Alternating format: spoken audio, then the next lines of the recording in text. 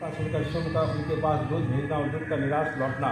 और इस उत्तर चैत के रुद्र ऋषि हैं, महासरस्वती देवता हैं, स्तभ छंद है, भीमा शक्ति ब्राह्मणी बीज है, सूर्य तत्व है और सामवेद स्वरूप है। महासरस्वती की प्रसन्नता के उत्तर चैत के पाठ में इसका विनियोग किया जाता है, जो अपने कर कमलों में घंटा, शूल, हल, शंख, मुशल, चक्र, धनुष और बाण धारण करती हैं।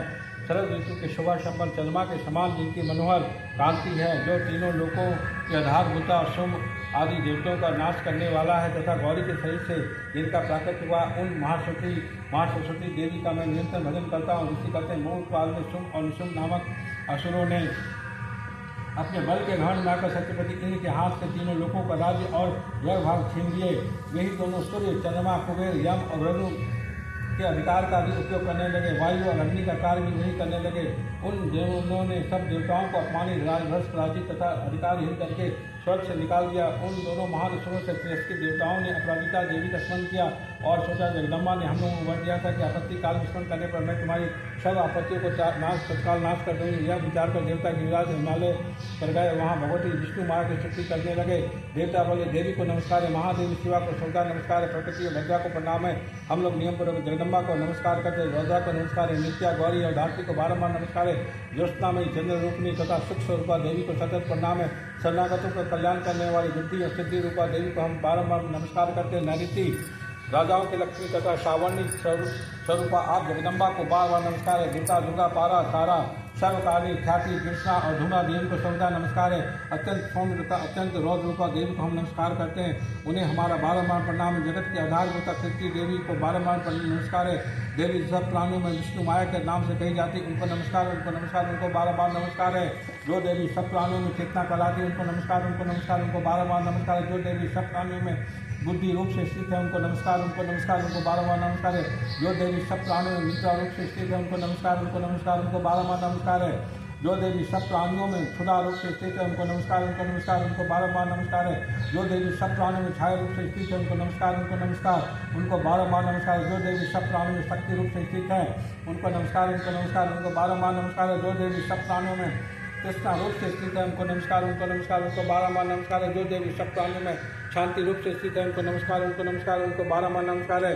जो देवी सब प्राणियों में जाति रूप से स्थित है, उनको नमस्कार, उनको नमस्कार, उनको बारंबार नमस्कार। जो देवी सब प्राणियों में लज्जा रूप से स्थित है, उनको नमस्कार, उनको नमस्कार, उनको बारंबार नमस्कार है। जो देवी सब प्राणियों में शांति रूप से स्थित है, उनको नमस्कार, उनको नमस्कार, उनको बारंबार नमस्कार है। जो देवी सब प्राणियों में सदा रूप से स्थित है, उनको नमस्कार, उनको नमस्कार, उनको बारंबार नमस्कार है। जो देवी सब प्राणियों में कांति रूप से स्थित है, उनको नमस्कार, उनको नमस्कार, उनको बारंबार नमस्कार है। जो देवी सब प्राणियों में लक्ष्मी रूप से स्थित है, उनको नमस्कार, उनको नमस्कार, उनको बारंबार नमस्कार है। जो देवी सब प्राणियों में वित्ती रूप से स्थित है, उनको नमस्कार, उनको नमस्कार, उनको बारंबार नमस्कार। जो देवी सब प्राणियों में स्मृति रूप से स्थित है, उनको नमस्कार, उनको नमस्कार, उनको बारंबार नमस्कार। जो देवी सब प्राणियों में ध्यान रूप से स्थित है, उनको नमस्कार, उनको नमस्कार, उनको बारंबार नमस्कार। जो देवी सब प्राणियों में तुष्टि रूप से स्थित है, उनको नमस्कार, उनको नमस्कार, उनको बारंबार नमस्कार। जो देवी सब प्राणियों में माता रूप से स्थित है, उनको नमस्कार, उनको नमस्कार, उनको बारंबार नमस्कार है।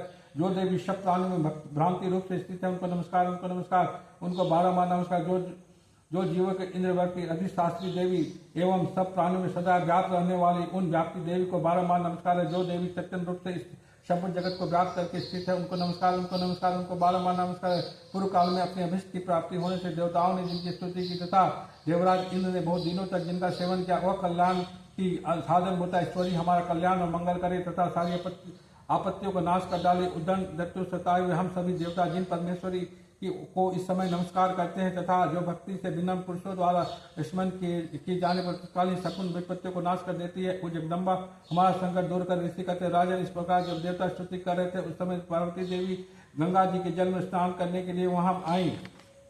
उस सुंदर भाव वाली भगवती ने देवताओं से पूछा, आप लोग यहाँ किसकी स्तुति करते हैं? तब उन्हीं के शरीर कोष से प्रकट हुई शिवा देवी बोली, सोम दत्त से तिरस्कृत और युद्ध में से निशुंभ को पराजित हो यहाँ एकत्रित हुए समस्त देवता यह मेरी स्तुति करते। पार्वती के शरीर को से अंबिका का प्रभाव हुआ था, इसलिए वे समस्त लोगों में कौशिकी कही जाती। कौशिकी के प्रकट होने के बाद पार्वती देवी का शरीर काले रंग का हो गया। हिमालय पर रहने वाली कालिका देवी के नाम से विख्यात हुई। तुरंत शुभ निशुंभ के भित्ते चंड मुंड वहां आए और उन्होंने परम मनोहर रूप धारण करने वाली अंबिका देवी को देखा और फिर विष्णु के पास जाकर बोले, महाराज एक अत्यंत मनोहर स्त्री है जो अपनी दिव्य कांति से हिमालय को प्रकाशित कर रही है। ऐसा उत्तम रूप कहीं किसी में नहीं देखा होगा। असुरेश्वर पता लगे वह देवी कौन है, उसे ले लीजिए। स्त्रियों में तो वह रत्न है, उसका प्रत्येक अंग बहुत ही सुंदर तथा वो अपने श्री अंगों की प्रभाव से दिशाओं में प्रकाश फैला रहे हैं। दैत्यराज अभी वह हिमालय पर ही मौजूद है, आप उसे देख सकते हैं प्रभु। तीनों लोकों में मणि, हाथी और घोड़े आदि जितने भी रत्न हैं वे सब इस समय हमारे आपके घर में शोभा पाते हैं। हाथियों में रत्नमुत एरावत, यह पारिजात का वृक्ष और यह उच्च सर्वा घोड़ा, यह सब आपने इंद्र से ले लिया है।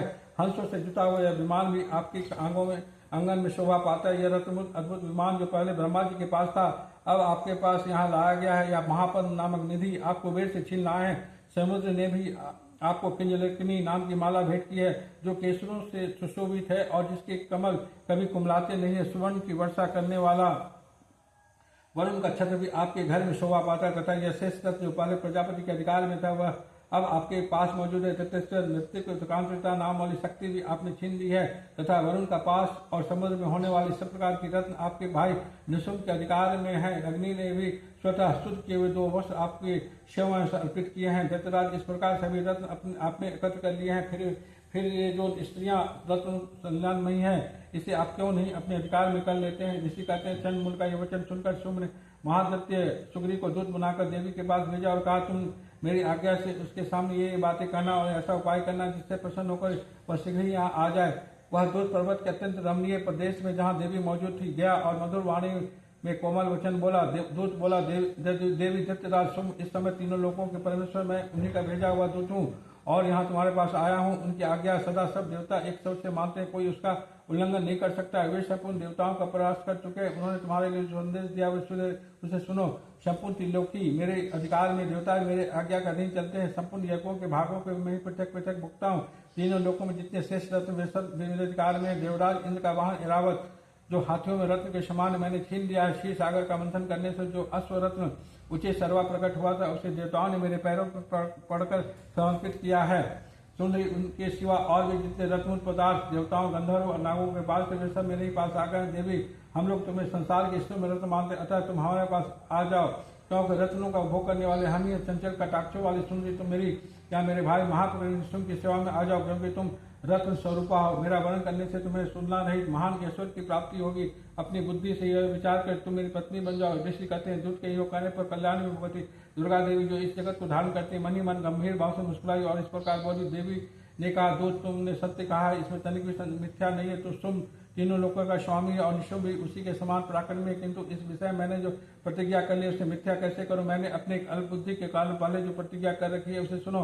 जो मुझसे संग्राम में जीत लगा और जो मेरे अभिमान को चूर्ण कर देगा तथा इस संसार में जो मेरे समान बलवान होगा वही मेरा स्वामी होगा। इसलिए शुम्भ अथवा महादत्त निशुम्भ स्वयं यहाँ पधारे और मुझे जीत कर ही शीघ्र ही मेरा पानी ग्रहण कर ले, इसमें विलंब की क्या आवश्यकता है। दूत बोला, देवी तुम घमंड में भरी हुए मेरे सामने ऐसी बातें ना करो। तीनों लोगों में ऐसा पुरुष है जो शुम्भ निशुम्भ के सामने खड़ा हो सके। देवी, अन्य दत्तों के सामने भी सारे देवता युद्ध में नहीं ठहर सकते, फिर तुम अकेली स्त्री होकर कैसे ठहर सकती हो।